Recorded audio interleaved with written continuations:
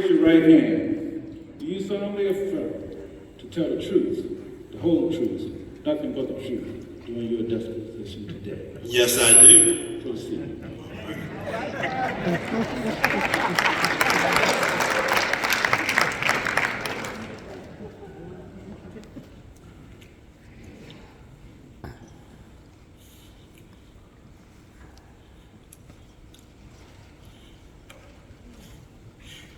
Ladies and gentlemen, the question at hand here today is proved beyond a shadow of a doubt that Jesus was indeed the Messiah.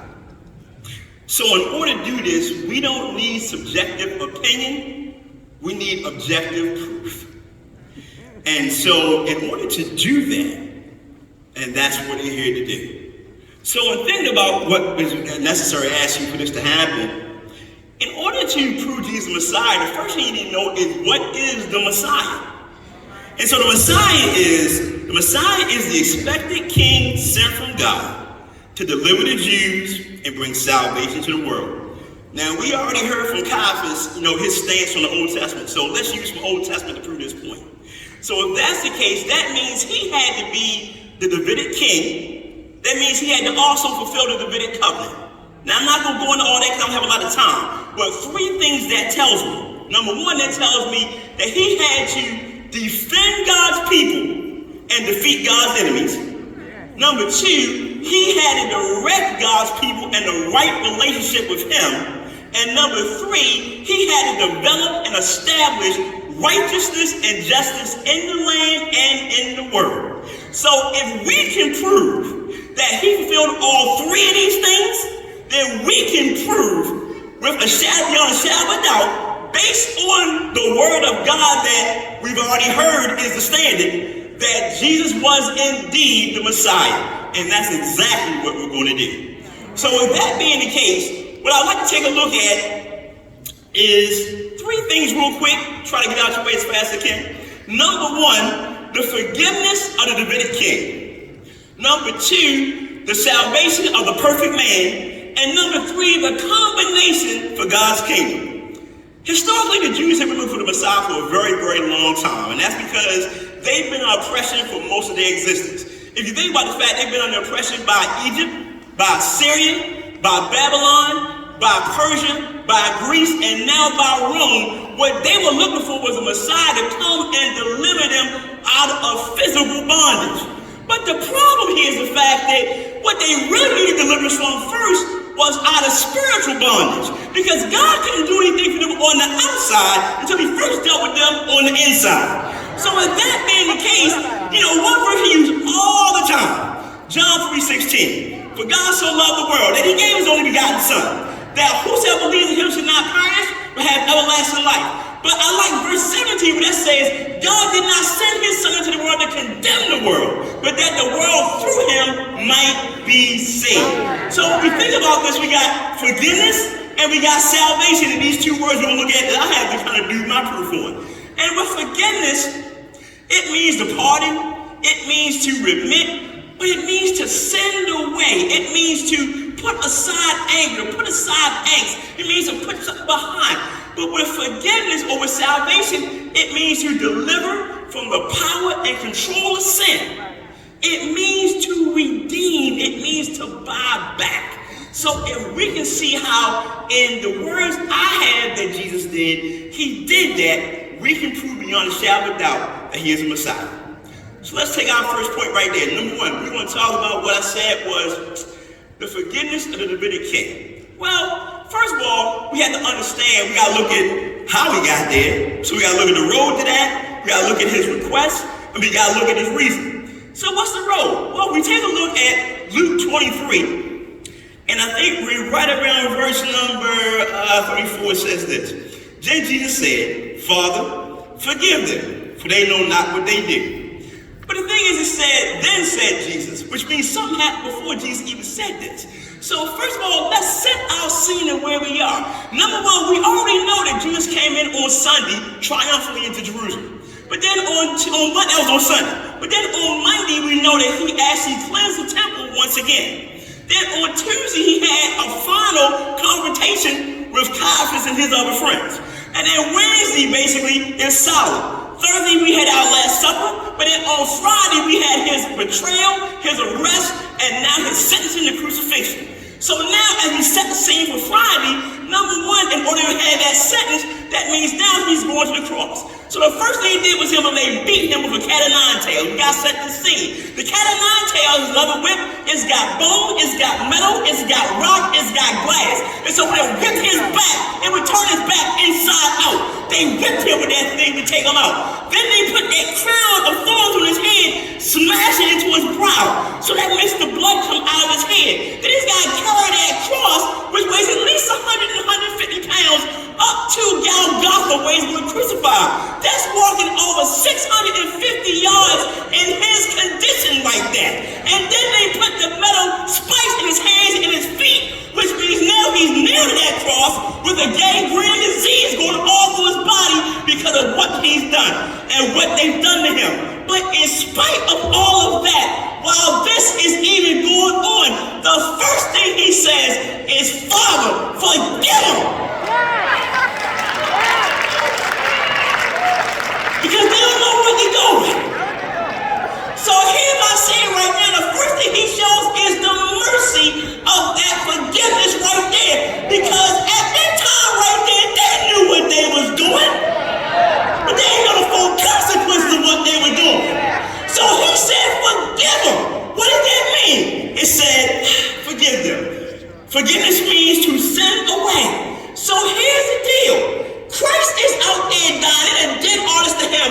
And he said, Father, forgive them. He's saying, Daddy, send that away. You focus on me. Don't focus on them. Why is that? Because God could have took them out right there.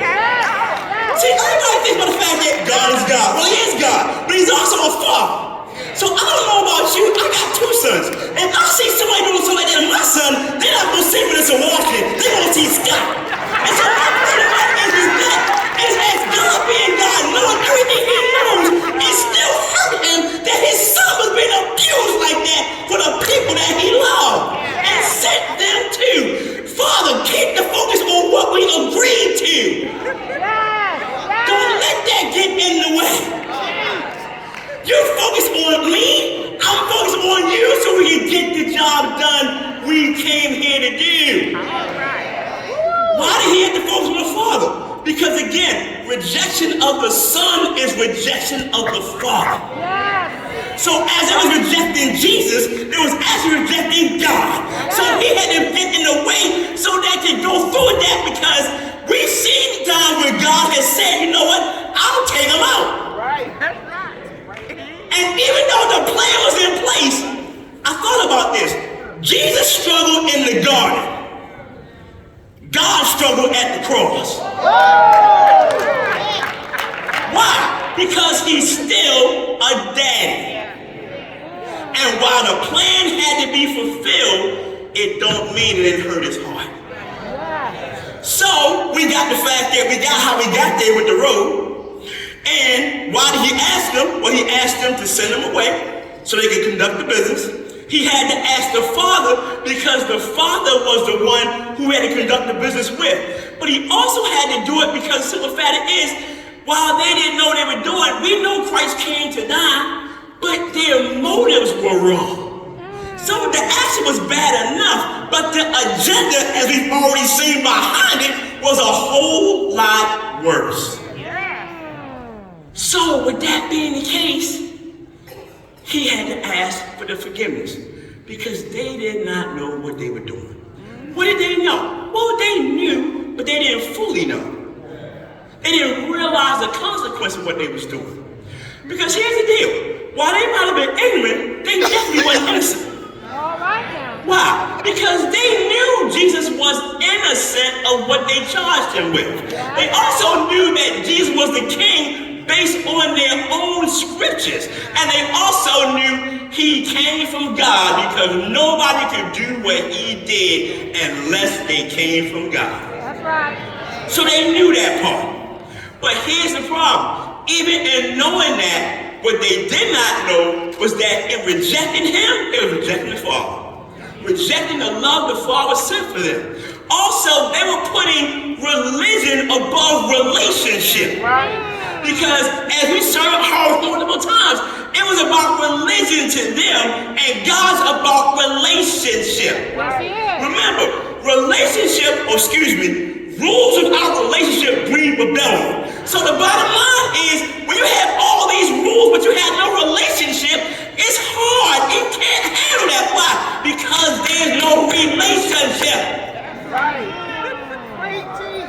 And then on top of that, but also we do know, while they didn't know what they were doing, God knows what he was doing. Why? Because in the whole process of what was happening here, God was opening up the way so that everybody could come. They were delaying the kingdom by what they were doing. God was birthing the church by what he was doing. So now the door's open not just for the Jew, but for the Gentile and for everybody in the world. For whosoever will, let them come on in. So that's how he made that point. So if we look at that point right there, he defended God's people. How did he do that? Because he took the punishment they deserved. At the same time, he defeated God's enemies. Why? Because in his death what he was doing, he was crushing the head of the enemy under his foot once and for all. So, Messiah point number one, check. Number two, his word about salvation. And it says here, and I know my time was running, my God. It says right here, as you kind of walk down that verse, go a little bit further, it says that after he did that part, the bystanders were slandering him. It says the religious rulers were mocking him. It says that everybody else, the Roman soldiers were teasing him. And it said the thieves that were crucified with him were doing all three. So we see all this going on for people he's dying for, and they have no appreciation of what he's doing for them. But then the angle comes in close, because now you have a thief here and a thief here, which represents the world as a whole. Why? Because thief number one saw Christ on the cross. Don't judge him too fast. Because if you was in that kind of pain, you're going to want somebody to get you out of there too. But at the same time, anytime you've lived a life of darkness that long, when that much light shows up, it's going to cause a problem in your darkness. And so when he saw Christ, it did something to him to make him run. While the other thief started that way. But then he got a glimpse of who Jesus really was. We say it all the time. The same sun melts butter, hard as clay. With that guy there, it hardened him. With this guy here, it melted him. And so what did it do? He saw who Christ was for who he was at that point in time. Now, I don't know how it happened. I don't know if it was because he heard about Jesus before he got to the cross. I don't know if it was because he saw how he reacted when they were doing that stuff to him. I don't know what. But all I know is that he got a glimpse of that because he said, Lord, remember me when you come into your kingdom. Lord. Now somebody will say Jesus. That's okay because Jesus' name still means salvation. But the bottom line is it says Lord, which means he recognized who he was. He said, remember me. That means something in the future. Call me to mind in the future. Come into your kingdom. That means when you come into your royal reign and power. So my question is, how or what? You're dying. This is a dying man. And you talking about, remember me, he dying just like you. Remember me when you come into your kingdom. So not only did he see him as the Christ, he must have saw him as the resurrection. Because the only way he gonna say, remember me to the dying man, when you come, he must think he not only can go down, he gonna get back up himself. But here's the bottom line, not only can he get up, he's got the power to get me up too.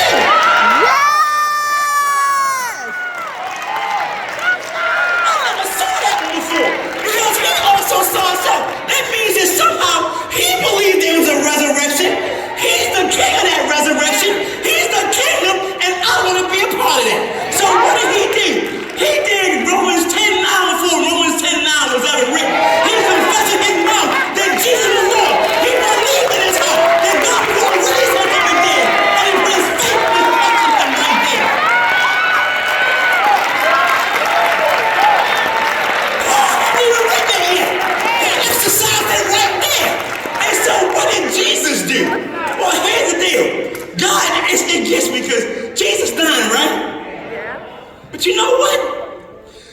God will always respond to faith. God will stop what he's doing to respond to faith. The Lord saw that man and saw his heart.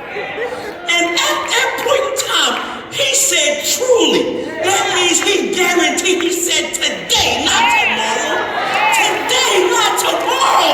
Today, not tomorrow. You're going to be with me in paradise. I thought about that. Because it's not ironic this is in Luke's gospel. Because Luke is the one who talked about the inferior paradise at Abraham's bosom in Luke 16. So the word paradise is only used 2 other times in the Bible. It's used in 1 Corinthians, 2 Corinthians when Paul was caught up, and it's used in Revelation.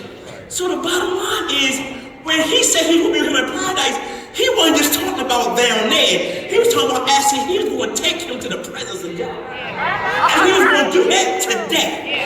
That lets us know something about the time of what Jesus did when he was down there for those 3 days. Because if he was going to have you with him today in paradise, that means he took him up there today. In them 3 days.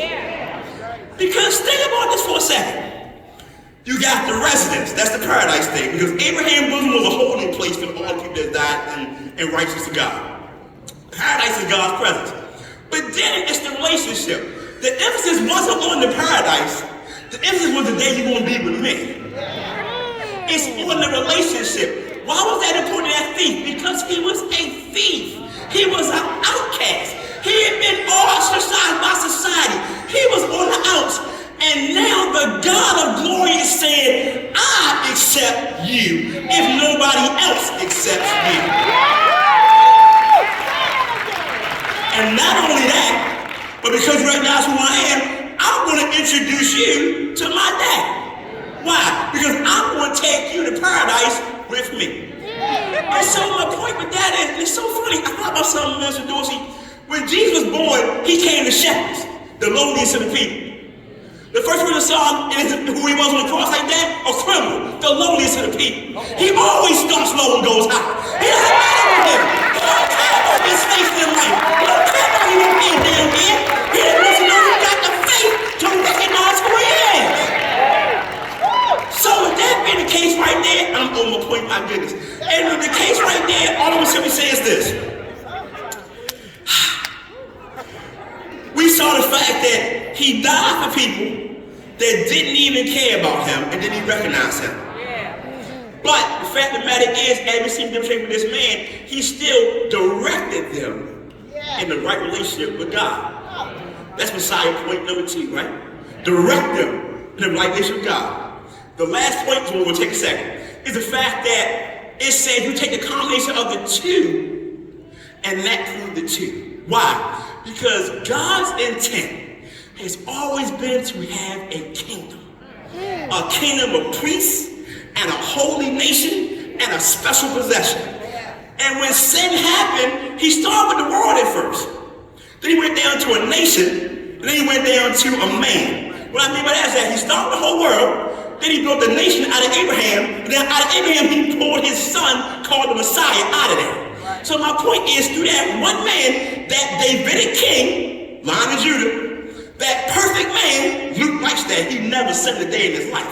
He made that combination. He is the only one who could take that forgiveness, take that salvation, put them together, and in that process, now allow God the Father to work the kingdom through him. Why? Because he came to establish righteousness and justice in the earth realm. Now, right now, it's spiritual. But based off of what he did on that cross, one day it's going to be physical. And it's going to be right down here on the earth because he completed his assignment from God. So, I know my time is out. My 3 points, once again. The fact of the matter is, how did he do it? Like, that's, you know me. Did he defend God's people and defeat God's enemy? Yes, he did. Check. Did he direct people, God's people, in the right relation with him? Check. Did he, through his finished work, establish righteousness and justice, not only in the land, but for the whole world. Check. And if that's what they want to base it off of with the Old Testament, that's what the Old Testament shows. I rest my case.